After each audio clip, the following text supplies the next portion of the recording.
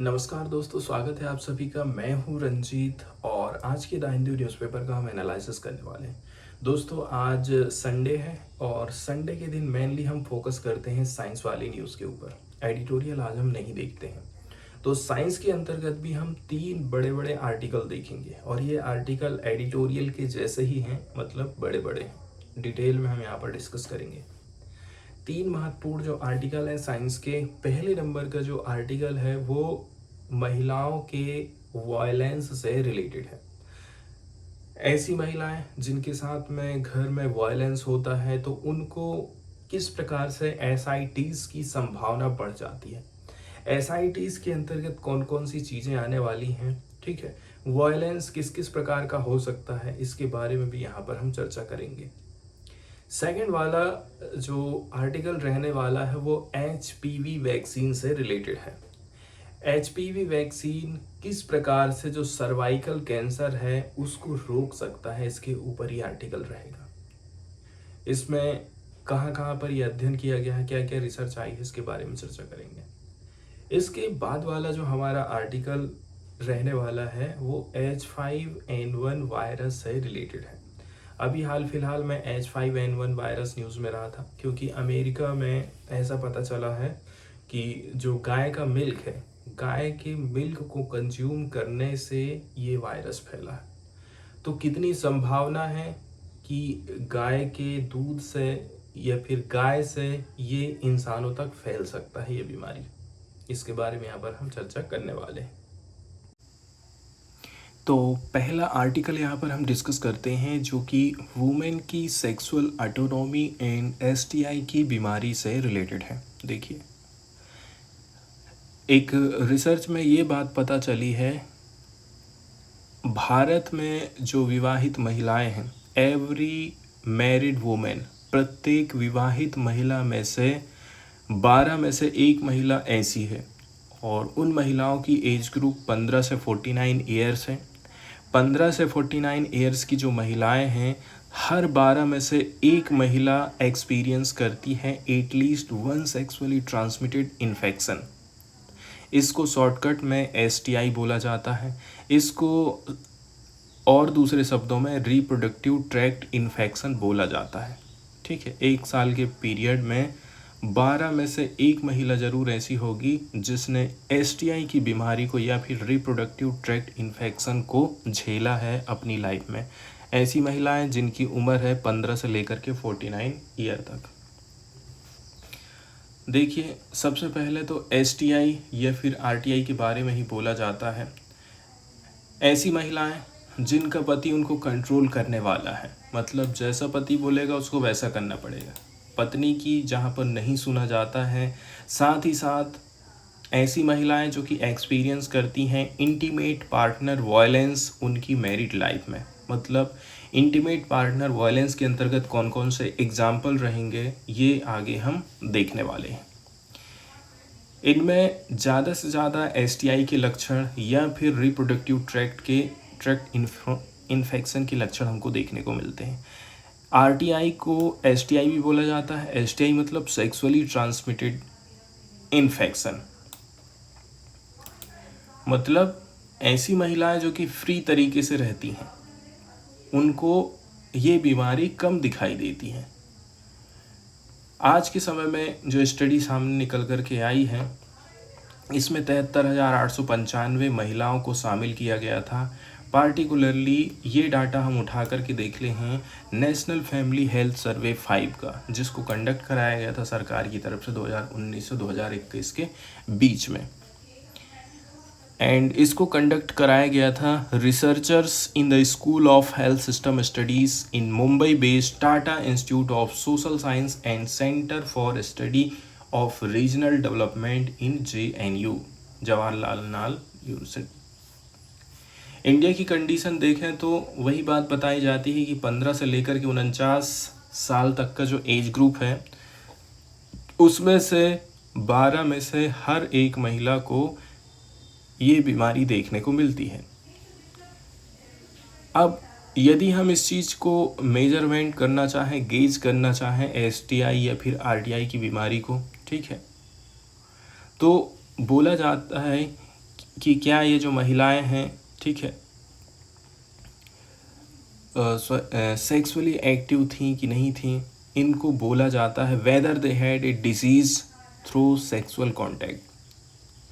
तो पहले नंबर का तो क्वेश्चन यही पूछा जाता है, ठीक है, कि क्या संबंध यदि बनाए जा रहे हैं तो किसी प्रकार का कोई कहना चाहिए डिजीज़ था, या फिर कुछ और लक्षण हो सकते हैं जैसे कि bad smelling, abnormal genital discharge. जो महिलाओं को जो डिस्चार्ज होता है वाइट, उसमें क्या बैड स्मेलिंग आ रही है, and A genital genital sore और ulcer in last 12 months preceding survey. इस प्रकार से देखा जाए ना तो 3-4 क्वेश्चन उनसे करे जाते हैं इस सर्वे के दौरान, और यहीं से उनका पता लगाया जाता है कि उनको STI या फिर RTI की बीमारी हुई है कि नहीं हुई है। जैसे कि अल्सर वगैरह तो नहीं हुआ है। जेनिटल डिस्चार्ज के अंतर्गत देखिए, ये एक नेचुरल प्रोसेस है। एक क्लियर या फिर वाइट फ्लूइड होता है जो कि वेजाइना से, यूट्रस से या फिर सर्विक्स से बाहर आता है। इसको हम बोलते हैं जेनिटल डिस्चार्ज। अब कुछ क्वेश्चन हैं, ठीक है, जो कि पार्टिकुलरली महिलाओं से जुड़े हुए हैं। एंड NFHS 5 का डेटा हमें क्या बताता है। NFHS 5 का जो डेटा आया था ना, इसमें हमने सेक्सुअल ऑटोनॉमी के बारे में देखा था कि महिलाएं कितनी स्वतंत्र हैं संबंध बनाने को लेकर के। जैसे कि क्या कोई पत्नी जानती है, क्या एक पत्नी को पता है कि उसके पति को कोई यौन संचारित रोग है, तो क्या उसे यौन संबंध बनाते समय, ठीक है, निरोधक का यूज़ करने के लिए कहना उचित है कि नहीं है। निरोधक, ठीक है, कंडोम का इस्तेमाल करना ठीक है कि नहीं है। यदि एक पत्नी को पता है कि उसका पति अन्य महिलाओं के साथ यौन संबंध रखता है, तो क्या उसके साथ यौन संबंध बनाने से इनकार करना उचित है कि नहीं है। इस प्रकार की ऑटोनॉमी उसको है कि नहीं है। या फिर कोई पत्नी अपने पति को क्या मना कर सकती है कि अभी वो उसके साथ में संबंध नहीं बनाना चाहती है। इस प्रकार के क्वेश्चन यदि पूछे जाएं और इसमें यदि महिला का जवाब हाँ आता है, तो इससे पता चलता है कि उसको कितनी ऑटोनॉमी है अपनी फैमिली में। अब यहाँ पर यदि हम हिंसाओं की बात करें कि किस प्रकार से ये लोग हिंसा का शिकार होती हैं, क्या क्या चीज़ झेलती हैं। 73% महिलाएं ऐसी हैं जिनको सेक्सुअल ऑटोनॉमी थी, लेकिन उनमें से 1/3 महिलाएं ऐसी, मतलब 31% महिलाएं ऐसी हैं जिन्होंने फेस किया था इंटीमेट पार्टनर वायलेंस। ठीक है, चाहे वो फिजिकल तौर पर वायलेंस किया जा रहा है पति के द्वारा, ठीक है, जैसे कि धक्का दे देना, लात मारना, उसको घसीटना, ठीक है, एंड साथ ही साथ में ये जो वायलेंस है वो सेक्सुअल भी हो सकता है। इसका मतलब ये है कि पत्नी मना कर रही है, इसके बावजूद भी हस्बैंड फोर्स कर रहा है उस चीज़ के लिए। इस प्रकार से इन्होंने वायलेंस को झेला है। इसके बाद उसको कुछ धमकी भी दी जाती हैं, जैसे कि उसको ह्यूमिलेट करना, थ्रिएट करना, या फिर वाइफ को धमकी देना, या फिर जो उसके क्लोज है उसको धमकी देना, या फिर उसकी इंसल्ट करना। इस प्रकार से वो वायलेंस को फेस कर रही हैं। अब इसमें 46% जो सैंपल साइज़ का जो 46% साइज रहा था, बोला जा रहा है कि उन्होंने फेस किया है controlling attitude from there husband. उनका कहना है कि भाई हमारा जो हस्बैंड है वो कंट्रोलिंग करने वाला उसका एटीट्यूड रहा है। जैसे कि husband being jealous if the wife talk to other man. Husband को कैसा लगता है, जलन लगती है यदि उसकी पत्नी किसी के साथ में बात करती है। Frequently accusing wife of being unfaithful. Wife के ऊपर मतलब बार बार में एक्यूज़ करना कि वो एकदम भरोसामंद नहीं है, फेथफुल नहीं है। अगला जो एटीट्यूड रहा है वो ऐसा है कि not permitting the wife from meeting female friend. यहाँ तक कि उसको फीमेल फ्रेंड से भी मीटिंग करने से रोकना। इसके अलावा try to limit wife's contact with her core family. उसको उसकी कोर फैमिली के साथ में यदि आप बातचीत नहीं करने दे रहे हैं, उसको कांटेक्ट में नहीं आने दे रहे हैं, तो ये भी एक प्रकार के कंट्रोलिंग एटीट्यूड के अंतर्गत आ जाता है। अगला जो एग्जाम्पल है, insisting on knowing where she is at all time. इसका मतलब ये है हर समय वो कहाँ जा रही है, कहाँ घूम रही है, क्या कर रही है, सबकी पूरी जानकारी लेते रहना। साथ ही साथ में पैसा धेले को लेकर के उसके ऊपर बिल्कुल भी भरोसा नहीं करना। ये सारी चीज़ें कंट्रोल्ड एटीट्यूड के अंतर्गत आ जाती हैं। तो जो स्टडी सामने आई थी, STI एंड RTI इन्फेक्शन की बीमारी से लेकर के बोला जा रहा है ये काफ़ी हायर रहता है ऐसी महिलाओं ने जो कि एक्सपीरियंस किया है इंटीमेट पार्टनर वायलेंस को। एंड जो इसको नहीं झेलती हैं उनमें 9.7% ये लक्षण दिखाई देता है। एंड बोला जाता है कि 15.9% महिलाएं ऐसी हैं जो कि फेस करती हैं controlling attitude of their husband. ठीक है, इनमें 9.4% ये बीमारी होती है। आगे कंट्रोलिंग एटीट्यूड को लेकर के भी कुछ कुछ बातें बताई जाती हैं, जैसे कि अब कुछ महिलाएं ऐसी हैं जिनको ऑटोनॉमी नहीं है। ऐसी महिलाएं ज़्यादा से ज़्यादा एक्सपोज होती हैं, ज़्यादा से ज़्यादा इनको वायलेंस, इनके घर में वायलेंस होने की संभावना होती है 2 से 3 गुना। ठीक है, likely to have STI RTI than those had autonomy and were not exposed to intimate। जिसके पास ऑटोनॉमी है, जिनका वायलेंस नहीं हो रहा है, तो जिसके यहाँ ऑटोनॉमी है उसके यहाँ वायलेंस भी कम होगा। जिसके यहाँ ऑटोनॉमी नहीं है वहाँ पर वायलेंस होने की संभावना ज़्यादा होती है।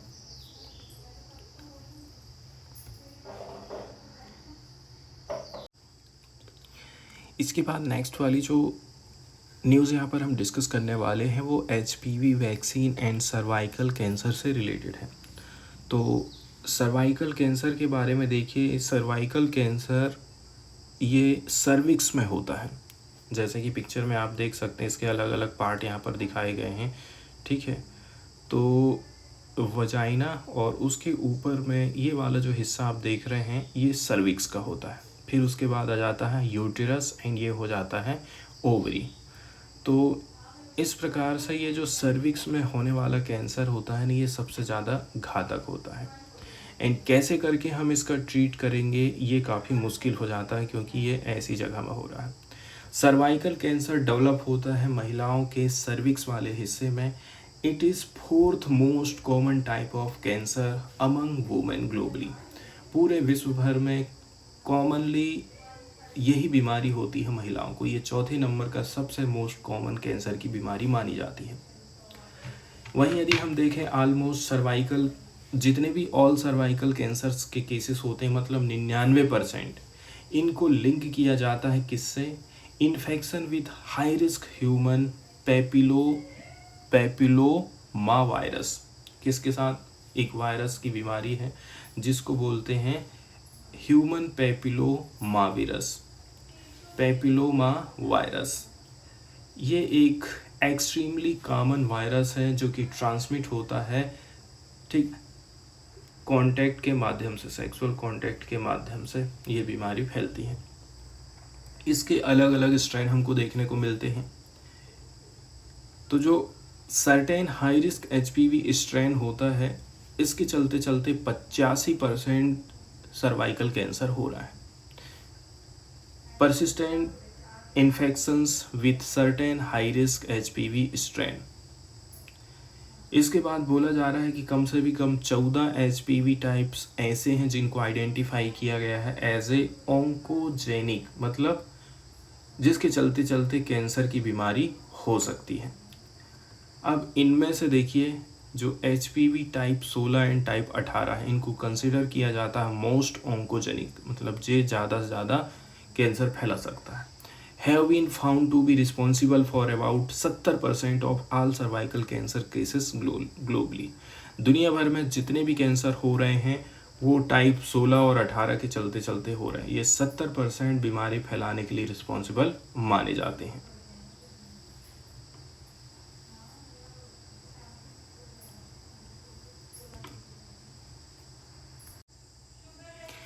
इसके बाद हम सीधे चलते हैं आर्टिकल की तरफ और देखते हैं। देखिए, जो HPV वैक्सीन है ये प्रिवेंट करती है सर्वाइकल कैंसर को डिप्राइव्ड ग्रुप्स में भी। डिप्राइव्ड ग्रुप्स के अंतर्गत हम किन को ले लेते हैं? वंचित समूह। वंचित समूह ऐसा भी हो सकता है जिसके पास में साधन वगैरह नहीं है, ठीक है, जो गरीब तबका है, इस प्रकार का वर्ग भी हो सकता है डिप्राइव्ड ग्रुप्स के अंतर्गत। ह्यूमन पैपिलोमा वायरस या फिर शॉर्टकट में इसको HPV बोलते हैं। तो वैक्सीन एक प्रकार से कटिंग केस मानी जाती है सर्वाइकल कैंसर की across the socio economic spectrum. Socio economic spectrum कैसा भी रहे, ये जो वैक्सीन है सब में काम करेगी।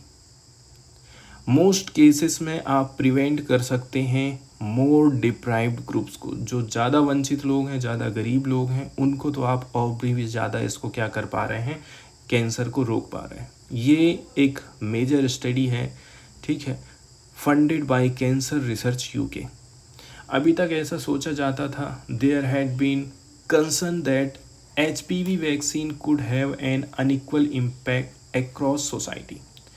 शुरू में तो हम ये सोचते थे कि समाज का अलग अलग समूह अलग अलग असर प्राप्त कर रहा है इस वैक्सीन के माध्यम से, लेकिन जब एक लॉन्गेस्ट फॉलोअप किया गया था इसकी इफ़ेक्टिवनेस को कि भाई ये जो HPV वैक्सीन है वो कितनी प्रभावकारी है अलग अलग समाज में, ये अध्ययन किया गया था क्वीन मेरी यूनिवर्सिटी ऑफ लंदन एंड इसमें ये कंक्लूड निकला है, ये जो HPV वैक्सीनेशन प्रोग्राम रहा था इंग्लैंड में, ये हेल्प करता है क्लोज सम इनइक्वालिटीज़ इन सर्वाइकल कैंसर। जो कुछ इनइक्वालिटीज़ होती हैं उनके बारे में थोड़ा सा क्लोज दृष्टि डालने का काम करता है। पब्लिक इंटरवेंशन की हम बात करते हैं। देखिए, जहाँ पर हमको हायर इंसिडेंस देखने को मिले हैं सर्वाइकल कैंसर के, वो होते हैं और भी ज़्यादा डिप्राइव्ड ग्रुप्स में।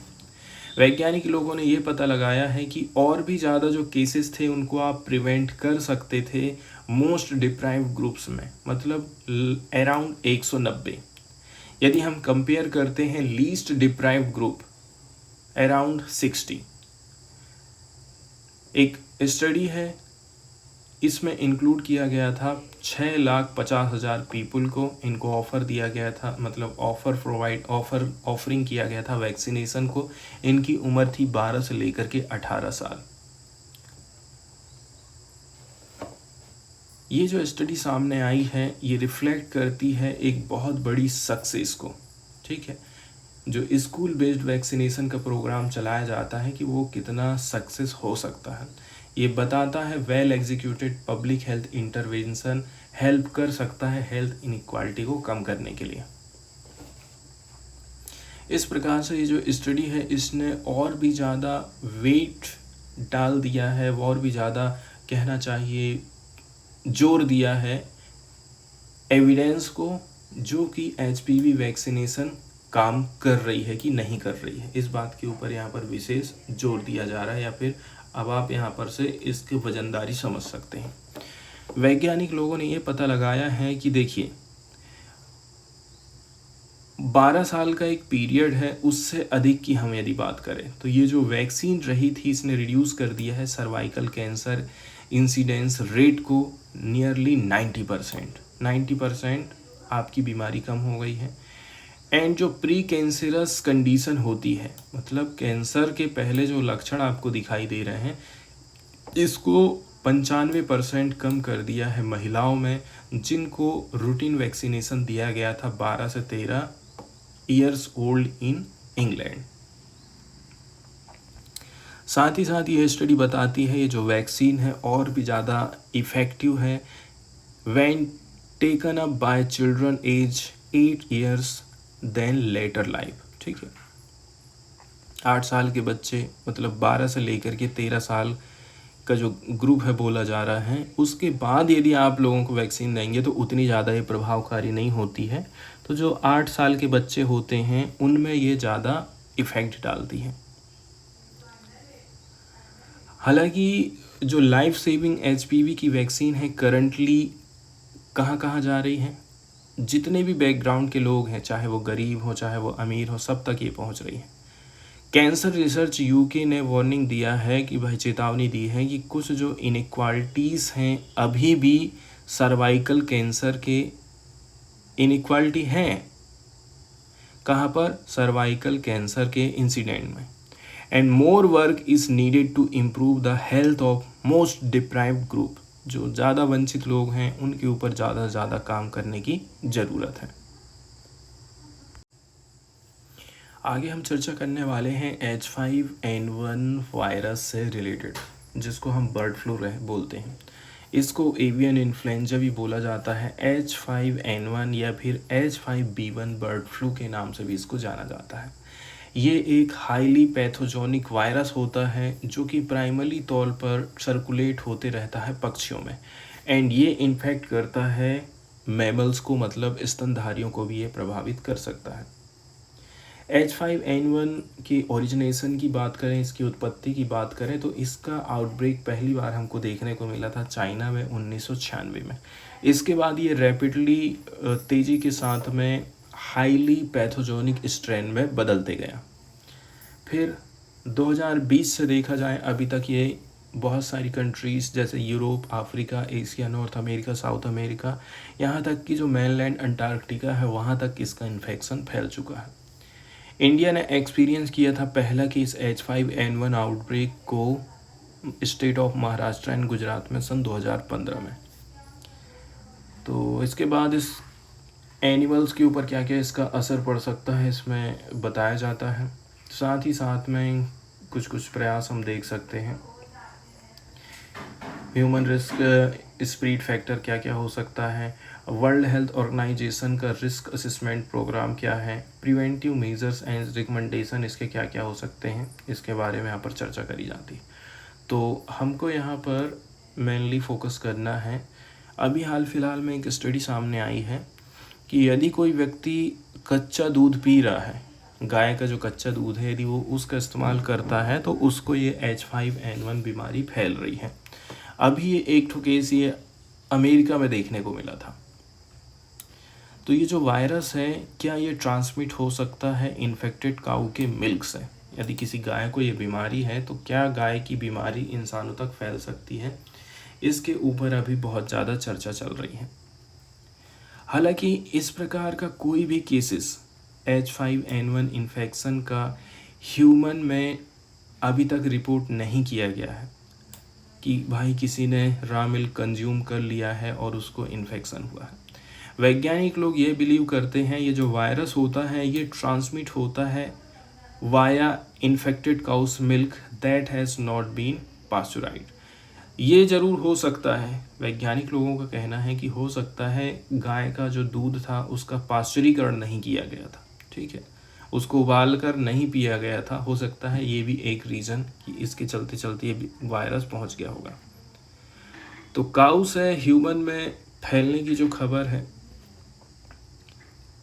अभी एक ठो केस बस हमको पता चला है करंट आउटब्रेक का कि कैटल से इंसान में ये बीमारी फैली है।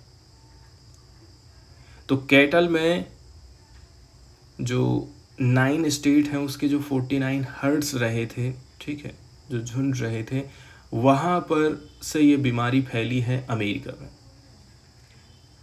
तो एक जो डेयरी फार्म वर्कर है जो कि डायरेक्ट कांटेक्ट में आया था गायों के, उसमें डेवलप हुए थे इससे जुड़े लक्षण। अब अटलांटा बेस्ड सीडीसी की एक स्टडी है, वो एडवाइस करती है पीपल को, ठीक है, कि आप जो है अनकुक्ड डेयरी फूड प्रोडक्ट का इस्तेमाल मत करिए, ठीक है। क्यों? क्योंकि एक आदमी को ये बीमारी के लक्षण यहाँ पर दिखाई दे रहे हैं। यहाँ पर डिसिस्ट वर्ड यूज़ किया गया है जिसका मतलब होता है रोकना।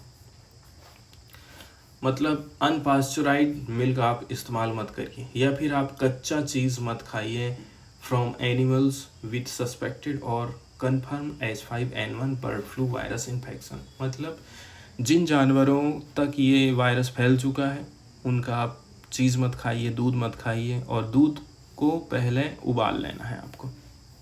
हालांकि FAO ने बोला है कि ये जो H5N1 वायरस को डिटेक्ट किया गया है, ये high concentration in milk from infected dairy cattle कहाँ से हो सकता है, जिसको हाई कंसंट्रेशन जो मिल्क था वो हाई कंसंट्रेशन वाला था, और ये मिल्क किसका था, उस गाय का था जिसको ये वायरस फैल चुका था।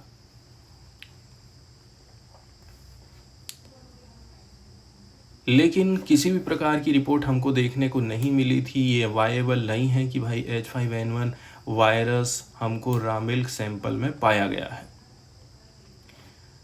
अब ये जो रॉ मिल्क की सेल है यूएस में अभी तेज़ी के साथ में बढ़ रही है, क्योंकि शुरू में तो मना किया गया है, लेकिन फिर भी लोग जो है इसको कंज्यूम करना नहीं छोड़ रहे हैं।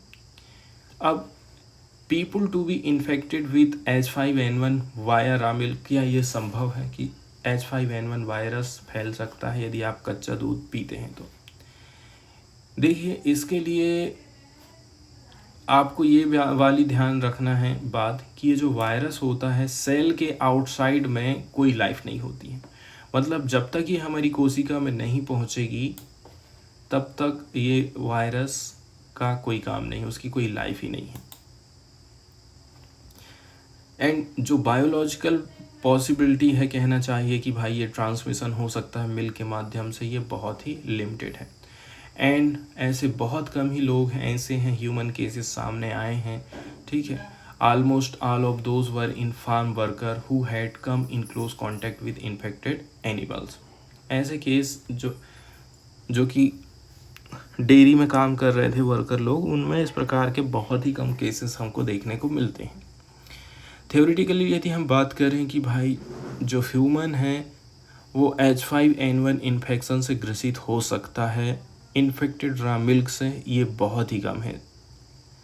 अभी तक देखा जाए there has been no documented evidence, हमारे पास में कोई भी डॉक्यूमेंटेड एविडेंस नहीं है कि H5N1 का ट्रांसमिशन हुआ है एनिमल से इंसानों में ओरल रूट के माध्यम से। ओरल रूट मतलब दूध हम पीते हैं तो उसके माध्यम से क्या ये हो सकता है? तो ऐसे बहुत ही कम हमको देखने को मिले हैं केसेस।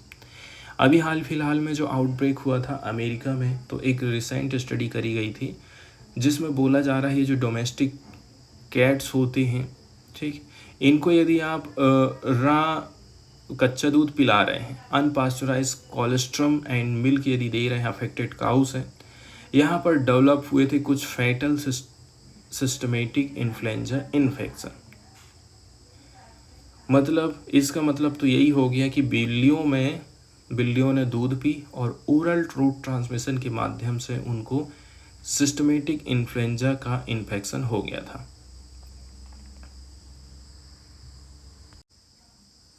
दोस्तों, अभी हाल फिलहाल में एक न्यूज़ आपने सुना होगा कि एक बड़ा सा जो होर्डिंग है मुंबई में वो गिरा था, और वो ऐसा गिरा कि 14 लोग उसमें दब करके मर गए। ये जो होर्डिंग्स लगाए जाते हैं, क्या इनको किसी नियम कानून का पालन करना पड़ता है? हमारे देश में कौन से सेफ्टी नॉर्म्स अप्लाई होते हैं होर्डिंग्स को लेकर के, यहाँ पर ये चीज़ महत्वपूर्ण हो जाती है। तो सबसे पहली बात तो ये है, जो लोकल बॉडी है, नगर निगम है, नगर पालिका है, जो भी वहाँ पर लोकल बॉडी है, वो लोकल बॉडी क्या काम करती है, लाइसेंस जारी करती है एडवर्टाइजमेंट को लेकर के, ठीक है, कि ये जो होर्डिंग का एडवर्टीज़मेंट है, यदि आपके पास में ये लाइसेंस मिल गया है नगर निगम से तो आप यहाँ पर होर्डिंग लगा सकते हैं। पार्टिकुलरली यदि हम बड़े शहरों की बात करें तो इस प्रकार के जो स्ट्रक्चर सीधे सीधे किसके हाथ में चले जाते हैं, एग्जीक्यूटिव अथॉरिटी के पास में चले जाते हैं। अब जैसे मुंबई की केस की बात कर लें तो जो मुंबई म्यूनिसिपल कॉरपोरेशन एक्ट है जो कि 1888 का बना है, इसमें संशोधन किया गया था समय के साथ ही साथ में, एंड बोला जा रहा है कि ये कहता है आपको रिटर्न परमिशन मांगना पड़ेगा म्युनिसिपल कमिश्नर से यदि आपको इस प्रकार का स्ट्रक्चर खड़ा करना है। ये इसका वर्णन किया गया है सेक्शन 328A में। मतलब मुंबई म्युनिसिपल कॉरपोरेशन एक्ट 1888 का है, कुछ संशोधन भी हुए हैं। इसमें जो धारा 328A है वो कहती है कि मुझे परमिशन लेना पड़ेगा म्युनिसिपल कमिश्नर से लिखित में, रिटन परमिशन की ज़रूरत है। अब ये जो विज्ञापन वाले होर्डिंग रहते हैं बड़े बड़े, इनको कुछ नॉर्म्स का पालन करना ज़रूरी हो जाता है, ठीक है। लेकिन बाद में आप देखेंगे इनको लिबरलाइज़ किया जाता है। ग्रेटर मुंबई के लिए कुछ पॉलिसी गाइडलाइन लाई गई थी डिस्प्ले ऑफ एडवर्टीजमेंट 2018 के माध्यम से। इसी के चलते चलते सिटी का जो फुल फाइनेंशियल पोटेंशियल है वो थोड़ा सरकार कमाई कर सके। अब देखिए, ये वही डॉक्यूमेंट है जो कि कुछ स्ट्रक्चरल स्टेबिलिटी सर्टिफिकेशन का निर्माण करता है। किसके माध्यम से? एक रजिस्टर्ड स्ट्रक्चरल इंजीनियर के माध्यम से, ठीक है। एक ऐसी कंडीशन है, ठीक है, जो कि होर्डिंग के लिए रखी गई है। इसमें जो स्काई साइंस रहते हैं that are larger than 100 square feet, उनके लिए भी ये लागू हो जाता है। वहीं यदि हम ऑन ग्राउंड होर्डिंग की बात करें किसी एक साइट के ऊपर, other than the business premises को हम छोड़ दे रहे हैं। साइज की जो लिमिट रखी गई थी वो 40 फीट बाई 40 फीट रखी गई थी इस डॉक्यूमेंट के हिसाब से। बिजनेस प्रमाइसिस को हम छोड़ दे रहे हैं, बिजनेस परिसर को हम छोड़ दे रहे हैं, जहाँ पर आप अपने हिसाब से लगा सकते हैं, उसके लिए भी अलग नॉर्म्स है। बिजनेस परिसर के अलावा यदि आपको कहीं पर लगाना है तो उसका साइज 40 बाई 40 फीट होना चाहिए। लेकिन ये जो मैसिव होर्डिंग्स थी घाटकोपर में, इसने इस साइज नॉर्म्स को पूरा नहीं किया था, but was not brought down by official agencies, और ऑफिशियल एजेंसीज ने उसको ब्रॉट डाउन भी नहीं करा, लगे रहने दिया, ठीक है। जो कि हाईली विजिबल हजार्डियस स्ट्रक्चर के तौर पर दिखाई दे रहा है कि भाई इतने हाइट में आप कैसे लगा दे रहे हैं, इतना बड़ा आप कैसे लगा दे रहे हैं। इसके बाद गवर्नमेंट, रेलवे, पुलिस, ठीक है, जिस लैंड पर ये कोलैप्स हुई थी होर्डिंग एंड अदर इल्सवेयर की यदि हम बात करें, ये कह रहे हैं कि अभी ऑलरेडी से जो डिस्प्यूट है कॉरपोरेशन के साथ में चल रहा है कि ये इन्फोर्स नहीं करता है नियम कानून को होर्डिंग को लेकर के, ऐसा रेलवे का कहना है। एंड इसके बाद उसने एक्शन कब लिया? जब ये डिजास्टर हो गया। आगे ये भी बताया जा रहा है कि भाई मतलब नीति निर्देश कहते हैं कि 1 मई 2014 तक जो मौजूदा होर्डिंग्स है इसको एक ही पोल या फिर बाईपोल पर यदि आप रखना चाह रहे हैं तो इसमें स्थिरता की ज़रूरत को आपको शामिल करना पड़ेगा कि भाई आप लगा दे रहे हैं लेकिन ये कितना स्थिर हो पाएगा। ऐसा तो नहीं है कि हवा आई और फिर ये उड़ गया और लोगों को भी उड़ा दिया, ऐसा नहीं होना चाहिए। अब इसके बाद यदि हम बात करें टेक्निकल दृष्टि से, तो इसके लिए भारतीय मानक ब्यूरो, इंडियन स्टैंडर्ड ISI की तरफ से, BSI की तरफ से IS 875, इसमें पार्ट 3 के अंतर्गत होर्डिंग पर, ठीक है, हवा की भार के हवा की कैपेसिटी बताता है कि भाई ये कितना झेल पाएगा। यदि आपको इस प्रकार का सर्टिफिकेशन मिला है, इसका मतलब ये है कि आप इसको लगा सकते हैं और इतनी हवाओं को ये झेल सकते हैं।